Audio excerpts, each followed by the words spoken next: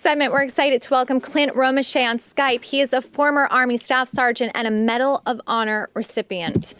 Saying mad props is just not cutting it. He is featured in the Netflix series Medal of Honor. Let's watch the trailer. They did an amazing thing. They made a sacrifice that is hard to fathom.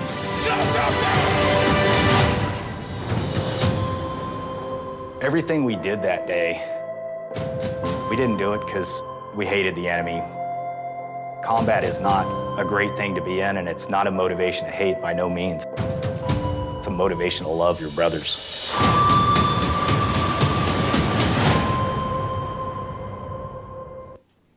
Welcome to the show, Clint. Hey, thanks for having me. And thank you for your service. Appreciate that. You're very welcome. First, can you tell us more about the show in case our viewers don't know about it yet?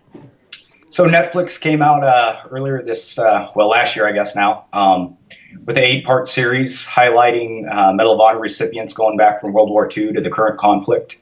They highlight all different branches of service, and it really kind of shows the background of what military service and sacrifice is in this country. They worked on the project for almost 2 years, and it's really great now to see it kind of come to light and now be streaming on Netflix and have more attention come to the fact that it is a story of love, and to really understand service and sacrifice. It's not about, like I said, that hatred of the enemy. It's the love of your brothers to your left and your right, your family back home that's always there supporting you, and to do it with that in mind. How did you get connected with the project? What had happened was a few years back, Mike Dowling and Jim Mott came out to, we have a Medal of Honor Society New York Stock Exchange Gala, and we meet as a society membership. And they came out and kind of pitched the idea and said, hey, we'd really love your guys' support on this, to do this documentary series. And, you know, that was really powerful to me to see that they came out and immediately asked for our input and help on it, and didn't just go ahead and do it because they could, but they really wanted the buy-in of the recipients, and really kind of listened to us and really brought forward, like I said, these aren't war stories. These are love stories for your brothers and your men and everything. And they really captured that. And I think that's because they wanted the input, firsthand accounts, interviewing families of recipients that have long passed away now, and just capturing that whole message together. What did you receive the Medal of Honor for? I received mine in 2000 for actions in 2009 at Combat Outpost Keating. Our outpost set at the bottom of a valley. Had about 50 Americans in that outpost, and October 3rd, 6 o'clock in the morning, we got hit by a sizable force of about 300 to 400 Taliban fighters.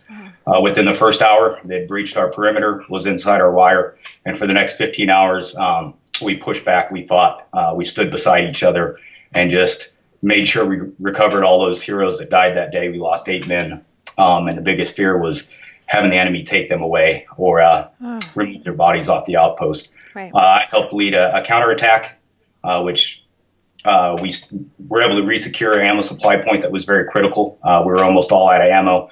Was able to push up, close off the front gate where the enemy had breached us at, and then ultimately ran out and started recovering the fallen heroes of the guys we'd lost. What was it like to see that experience recreated in this series for you? You know, it's really kind of weird to sit there, and I mean, I understand Netflix is trying to reenact basically a 15-hour firefight in about a 20-minute segment. And I think they did a wonderful job. Paul Wesley, who plays me in the episode, you know, we went back and forth for a long time over the phone. He really kind of captured, and, you know, as an actor, really wanted to portray me, which is weird because I'm not going to lie, I didn't know who Paul Wesley was till my 16-year-old daughter kind of filled me on it. But, you know, it was just really amazing to kind of see it now. Like I said, I lived that day, and, you know, made it through it. And there's not too often when I think back about it, I don't sit there and reflect on the bad things that happened. You know, I'm sad for the loss of my buddies, but I remember the great things that happened. You know, Larson and Bunderman and those men rising up and, you know, facing a challenge and being right there by my side, and knowing that having those guys, we weren't going to be beat. And to reflect back and then to see them get acknowledged on a national level too is just truly, really amazing, almost indescribable in words to see them get the recognition also. You've been called a hero. many times. What does being a hero mean to you?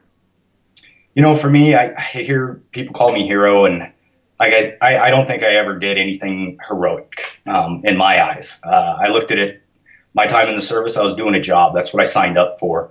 That's what my buddies to my left and right signed up for.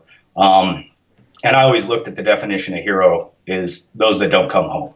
Those guys paid the ultimate sacrifice. Those are the true heroes. I always looked at myself as a warrior and having that warrior's heart and that professional mannerism, serving the country in that aspect. You were very vulnerable in your Netflix interview. Was it difficult to be open like that on camera, knowing that there would be many people seeing that vulnerability? For me, it was, I grew up in a family of, pretty rich military history. My grandfather served World War II. He survived Normandy Beach landing, Battle of the Bulge. My dad did 2 tours in Vietnam. They never talked about their service in combat. They talked about their service to country and their buddies and, the good experiences they had, but they never really ever shared their emotions of what they seen in combat.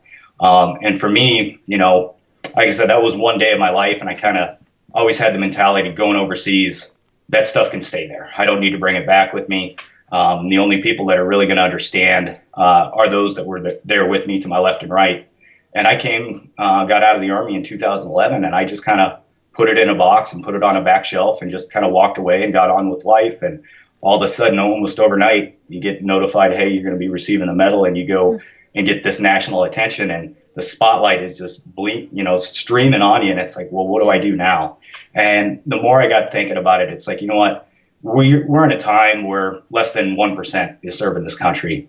And I really do believe that if we as veterans don't share our stories, that we're going to lose some of that. We're going to get a disconnect there, even more so for those that haven't put the uniform on. And I don't think anybody that has been to combat can truly express to someone who's never seen it what those feelings and those emotions are. But I do think it's our job to sit there and try and shine a little bit of light on it. And ultimately, for me, it helps, that heavy burden. I mean, that Medal of Honor doesn't come when everything went right. It comes when things have gone horribly, horribly wrong.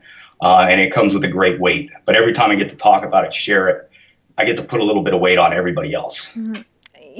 You're touching upon something that we probably do need to have more of an open discourse. Do you think as a society, we make it hard on veterans to open up and be vulnerable about their experiences?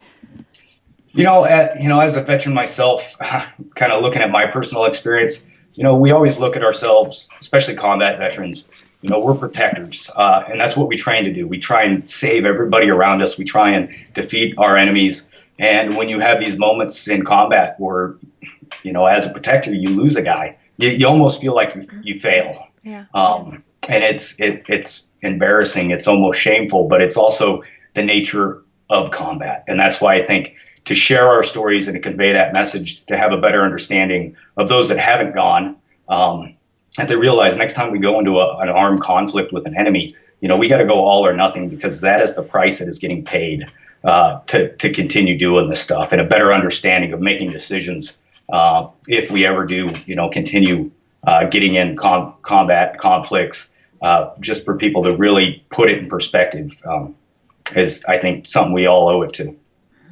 Well, thank you for your insights today. Thank you again for your service, your bravery, and being, as we keep using the word, vulnerable with your story. Thank you for joining us, Clint.